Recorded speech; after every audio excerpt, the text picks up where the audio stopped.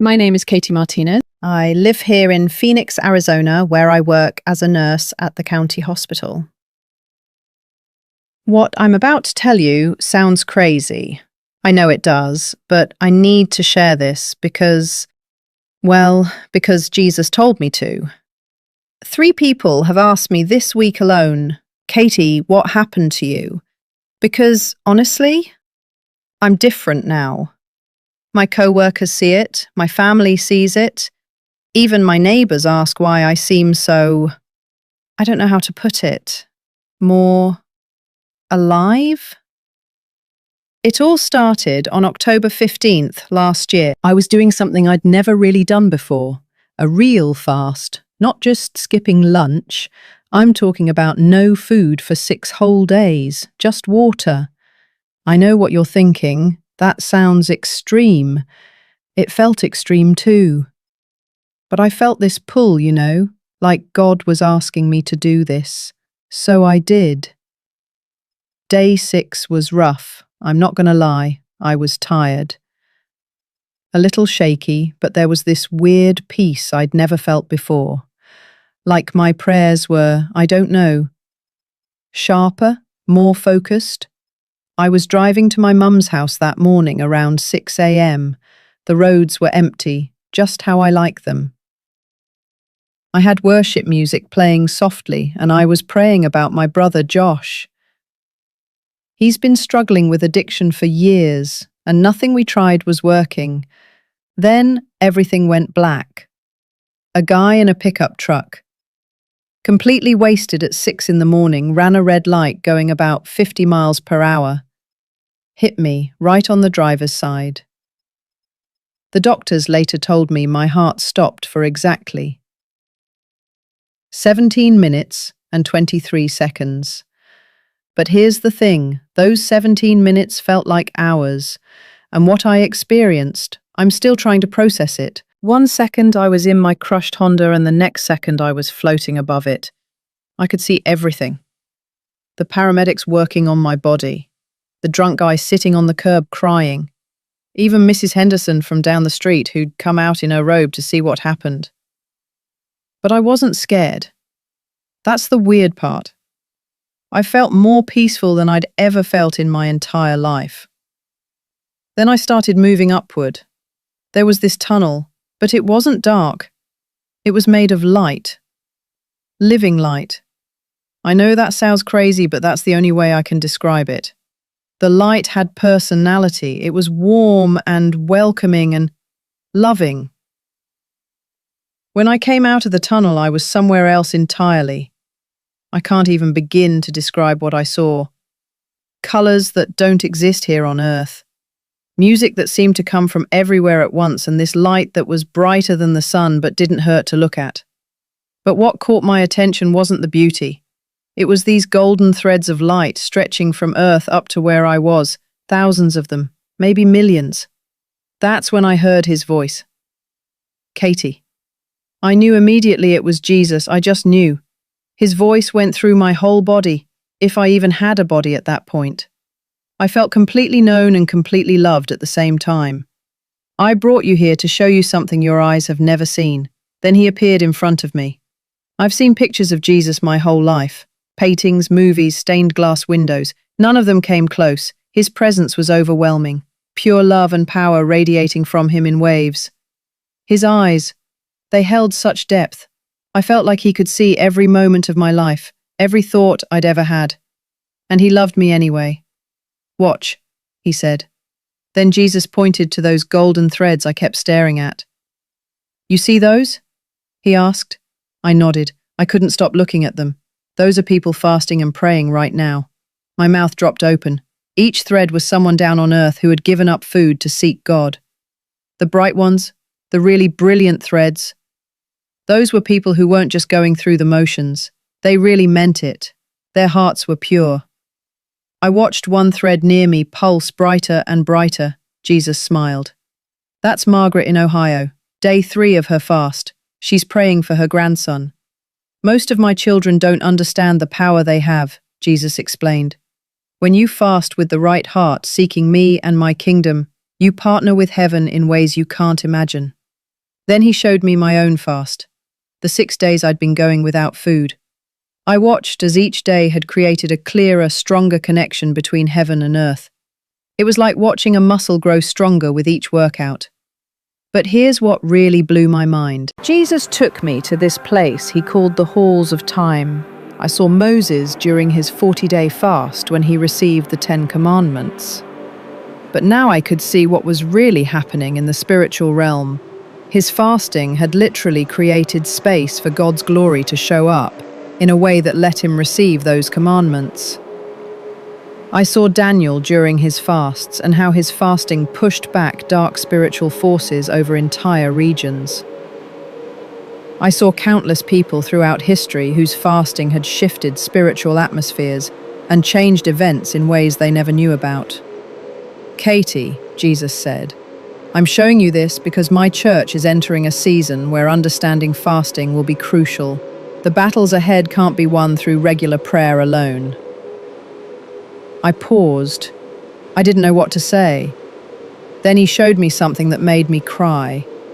I saw what happened when groups of believers fasted together. It created what looked like spiritual storms of power. These combined fasts generated momentum that could shift entire atmospheres over cities and nations. But daughter, Jesus said, and his voice got more serious, not all fasting carries the same weight. He showed me different types of fasting. Fasting done for show or just out of religious duty had almost no spiritual impact.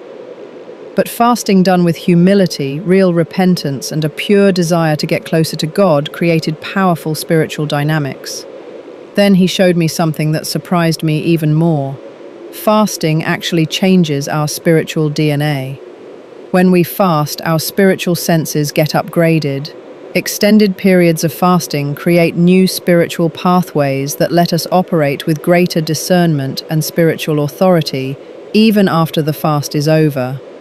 Many of my children see fasting as a way to get me to do something, Jesus explained. But fasting isn't about convincing me, it's about positioning yourself to partner with what I'm already wanting to do. When you fast, you tune your spiritual frequency to heaven's frequency. What Jesus showed me next was intense. I saw believers who were fasting, and they looked like they were wearing extra spiritual armor. Their prayers during fasting were like precise spiritual weapons, hitting their targets with increased accuracy and power. But there was a warning too. The enemy specifically targets people during fasting because he knows its power. Protection during fasting is crucial, Jesus said. Stay under the cover of my blood and my word. Don't fast in your own strength. Then Jesus showed me how fasting relates to spiritual authority. Each day of sincere fasting increased a believer's spiritual authority in prayer and warfare. It was like watching someone get promoted in heaven's army. Their words carried more weight, and their prayers had greater impact. Remember, Jesus said, this authority isn't earned, it's granted. Fasting positions you to carry greater authority, but the authority itself comes from me. One of the most beautiful things Jesus showed me was how fasting affects worship. During times of fasting, our worship carried a special fragrance in heaven. The sacrifice of fasting added something precious to our prayers and praise. When my children worship while fasting, Jesus explained, it creates a unique harmony with heaven's worship. Then he showed me something that made me understand why he'd called me to fast for my brother Josh. I saw how fasting breaks dark chains in the spiritual realm. These chains represented addictions, generational curses, spiritual oppression. When someone fasts and prays with faith and pure motives, these chains begin to weaken and break. For a second, I just cried. I realized God had been preparing me to fight for my brother in a way I never knew was possible. But then Jesus showed me something that brought me to tears again. Our fasting partners with his ongoing ministry of intercession. When we fast, we join him in his work in a special way, and this partnership brought him joy, actual joy. Katie, he said, When my children fast with pure hearts, it moves my heart. It's not about earning my love. You already have that fully. It's about partnering with my purposes in deeper ways. Jesus showed me how fasting creates spiritual bridges. These bridges connected different aspects of God's work, creating highways for His power to flow. Sometimes our fasting creates connections that God uses long after our fast is over. He showed me how fasting affects our spiritual inheritance too. As we fast, we clear away debris from wells of spiritual inheritance, letting those ancient springs flow again. Some people's fasting restores access to spiritual blessings that have been blocked for generations. Then Jesus showed me something about fasting and spiritual multiplication. When we fast with pure hearts, God often multiplies the spiritual impact beyond what we could imagine. One person's faithful fasting could affect an entire community, creating ripple effects that continue for generations. The spiritual impact of fasting often goes far beyond what you can see, Jesus explained. Sometimes the greatest fruit of your fasting will only be seen in eternity. He showed me how fasting relates to spiritual timing too. Sometimes God calls us to fast not for immediate breakthrough, but to prepare us for something He knows is coming. Fasting strengthens people spiritually before they even know they'll need that strength. In the times ahead, Jesus said, many of my children will need to learn to fast preemptively, not just in response to crisis, but in preparation for what I know is coming. As my time in heaven was ending, Jesus gave me one final understanding. We're entering times where understanding the power of fasting will be more important than ever. God is calling His people back to biblical fasting as preparation for the days ahead. Tell them what you've seen, Jesus commanded. Tell them that I'm calling my church back to biblical fasting. The time is short, and my people need to understand these truths. Just before everything began to fade, Jesus looked at me with such love that it felt like my spirit would burst. Remember, He said, the power isn't in the fasting itself, the power is in me. Fasting positions you to partner with what I'm already wanting to do. The next thing I knew, I was back in my body in the hospital. The medical staff couldn't believe what they were seeing. Not only had I come back to life after being dead for over 17 minutes, but I had no brain damage or lasting effects from the trauma. The doctors called it a miracle. They were right, but they didn't know half of it. 3 months later, something even more incredible happened. I was in my bedroom, praying and fasting again, this time for 7 days. I wasn't in an accident this time. The doctors said I had an unexplained cardiac event. My heart stopped for 4 minutes and 12 seconds, but in those precious moments I was transported back to that realm of living light. Jesus was there again, His presence just as overwhelming as before. But this time, He seemed more like a friend eager to share a precious secret. Katie, He said, I've brought you back to show you the fruit of what you've learned. Suddenly I was shown a view of the spiritual impact that had occurred since I began sharing my testimony about fasting. I saw streams of light multiplying across the earth. Each light represented someone who had begun to understand and practice biblical fasting after hearing what Jesus had shown me. Watch, He said, and I saw people's lives changing, addictions breaking, healing happening, relationships being restored, all through the combined power of prayer and biblical fasting. What touched me most was seeing the intimate moments between these people and Jesus during their fasts. Each sacrifice of food had created special space for deep communion with Him. Do you see? Jesus asked. What I showed you wasn't just for you, it was for my beloved church. Every truth you've shared has planted seeds that are now bearing fruit. Then He showed me something that made me cry again. Every time someone applied these truths about fasting in their life, it created a ripple effect that impacted not just their life, but generations to come. These ripples were creating waves of revival, preparing the way for something greater. The days ahead, Jesus said, will require my people to walk in levels of spiritual authority they've never known before. What I showed you about fasting isn't optional. It's essential preparation for what's coming. He revealed how the corporate understanding of fasting was creating a new spiritual dynamic in his church. As more believers began to understand and practice biblical fasting, their combined spiritual authority was pushing back darkness in ways never seen before. "Tell them again," Jesus said, "but this time tell them with the authority of one who has seen the fruit. Tell them that I'm calling my church back to biblical fasting, not as a religious duty, but as preparation for the greatest outpouring of my Spirit they've ever seen."